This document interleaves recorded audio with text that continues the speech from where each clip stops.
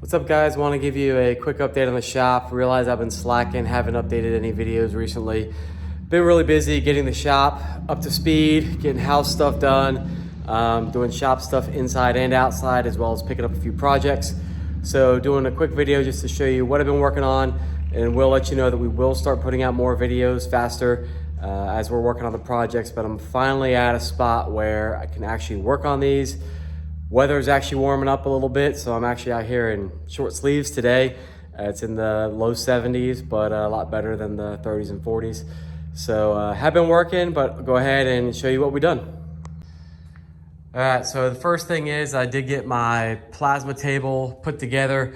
Ended up going with the extension, so now I can do a full 4x8 sheet of metal.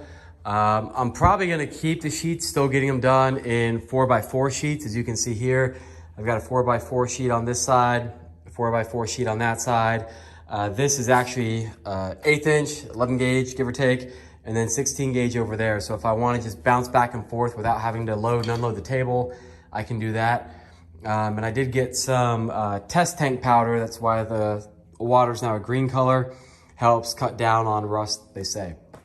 So got this all installed. Part of this was the air that you need for the plasma. I've got my plasma underneath there, my air chiller there. I did run my rapid air up and around through the shop, as you can see, and then over to my compressor. So got that done, just makes it quick, easy, unplug, plug in. I've also got other outlets throughout the shop too.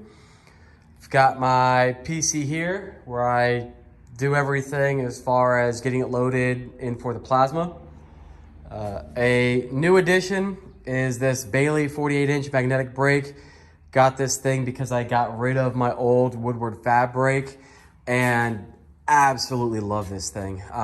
It comes with a whole bunch of different dies, I guess, or pieces that you can use for whatever sizes you're bending, or big longer strips. Really awesome.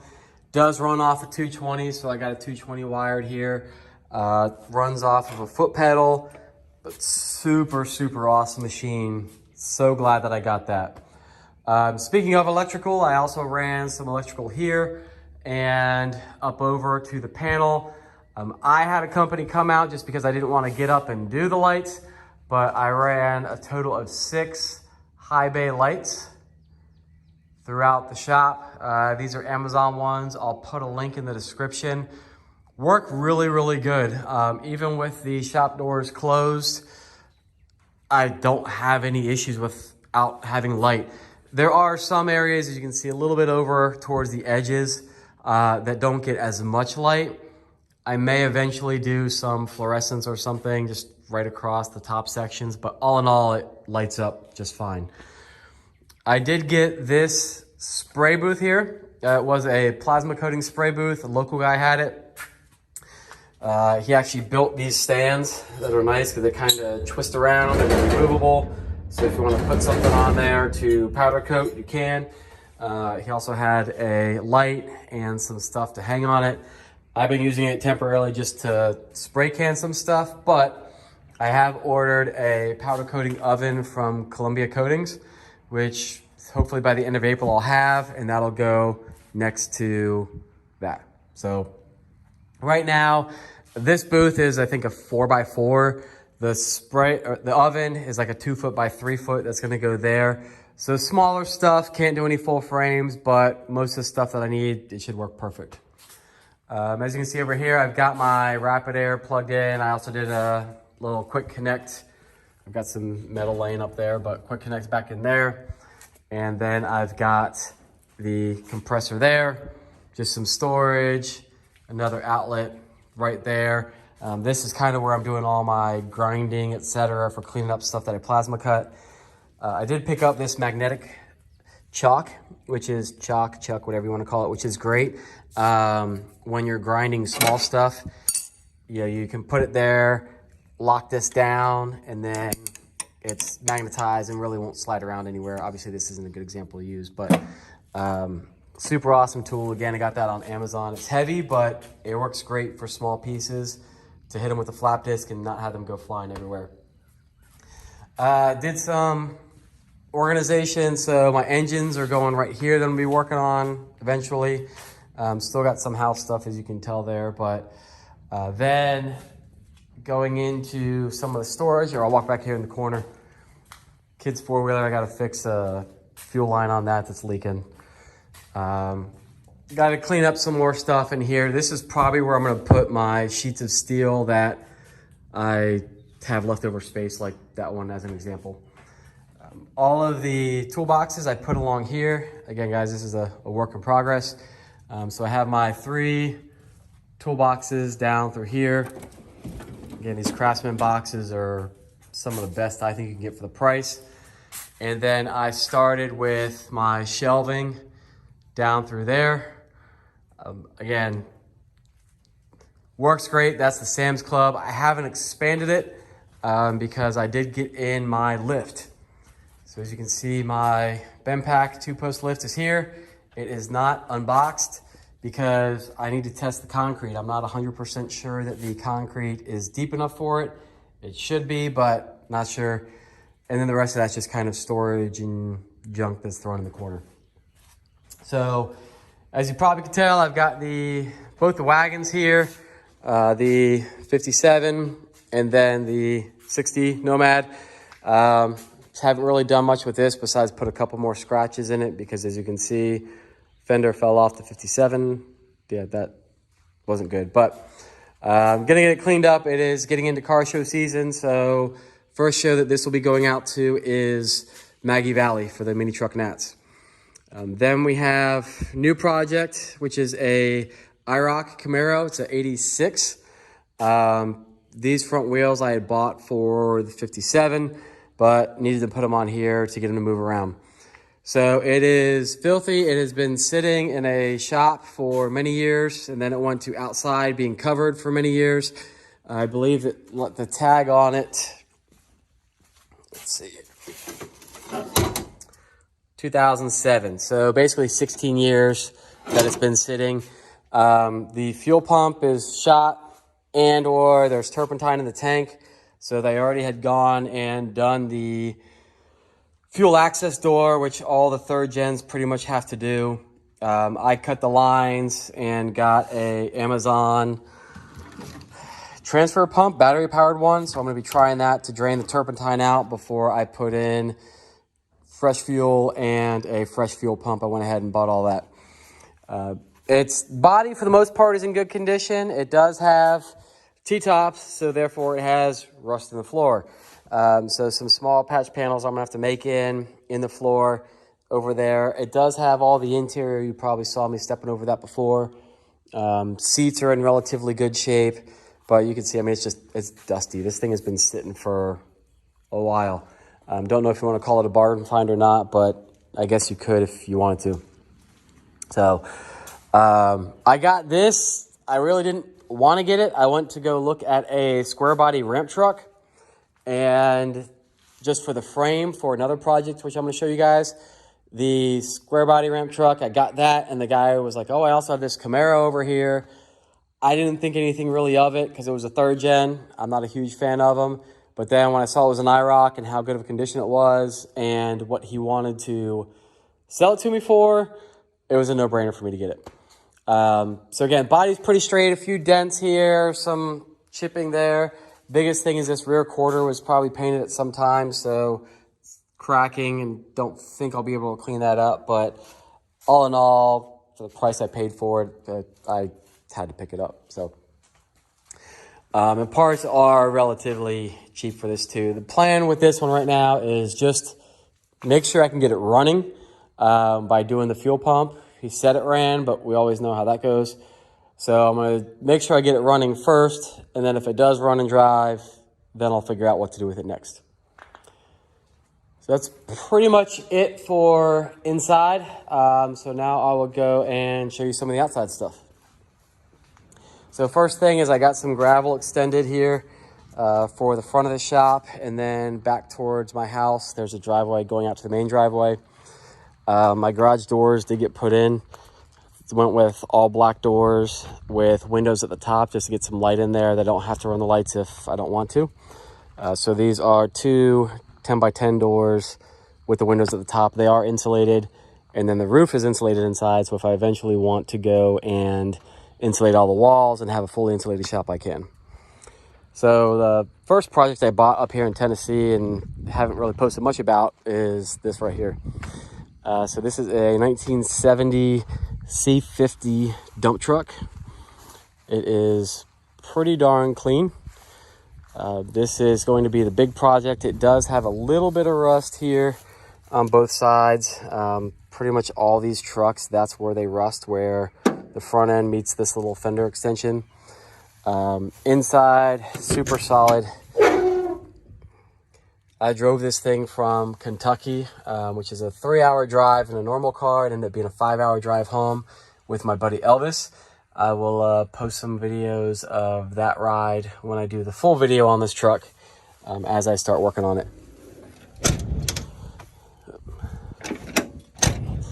So got that, and then needed a drivetrain for it because the 350 for a ramp truck that I want to do with it just isn't going to work. So ended up getting this crusty, crashed up Dodge Ram. You know, I'm sure as you can expect, don't mind what you just saw in the background over there. The reason why I got this one, hold on.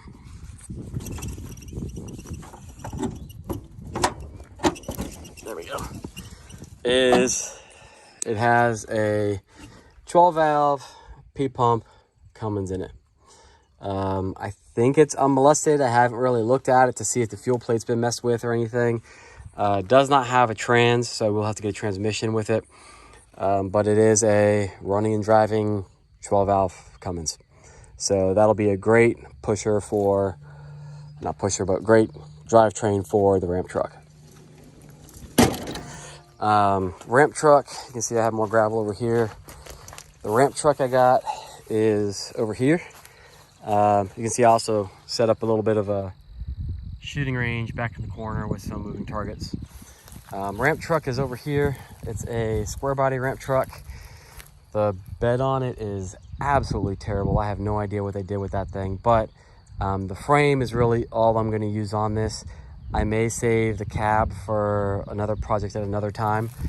It doesn't look too rusty, but again, I really only bought this for the frame. But floors, you know, again, once you peel back that plastic matting, who knows what they'll look like. But this may be salvageable, maybe not, we'll see. So the plan is this frame, the C50 cab, the Cummins drivetrain, ramp truck.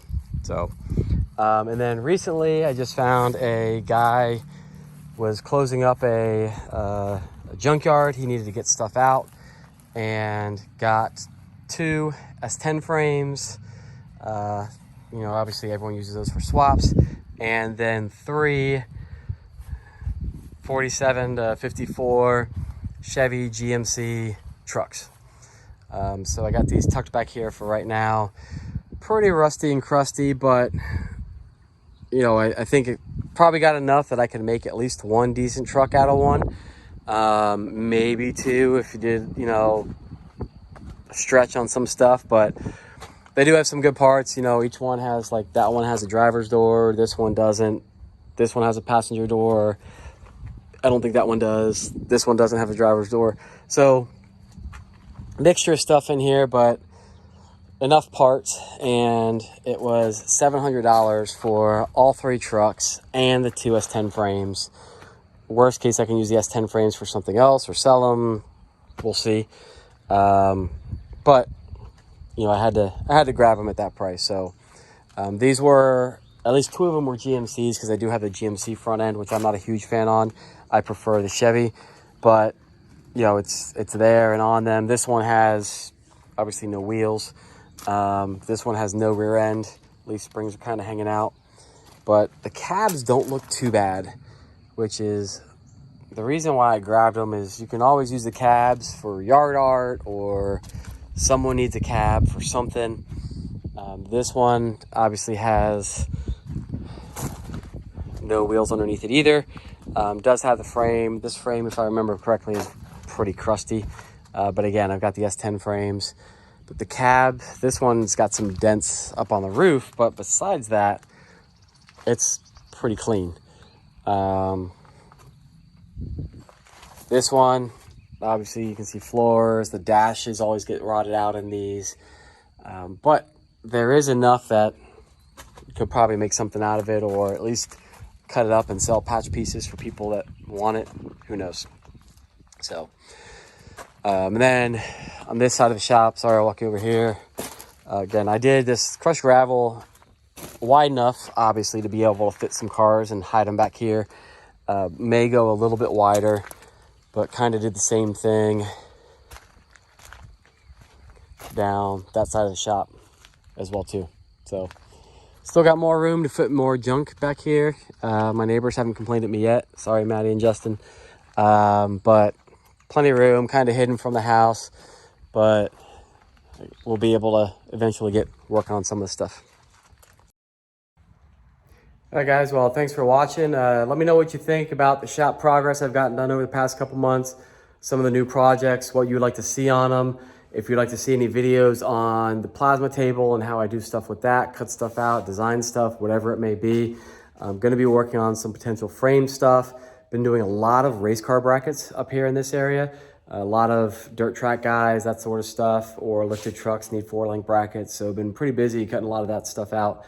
And then some of just the stuff that I sell on eBay, Facebook Marketplace, etc.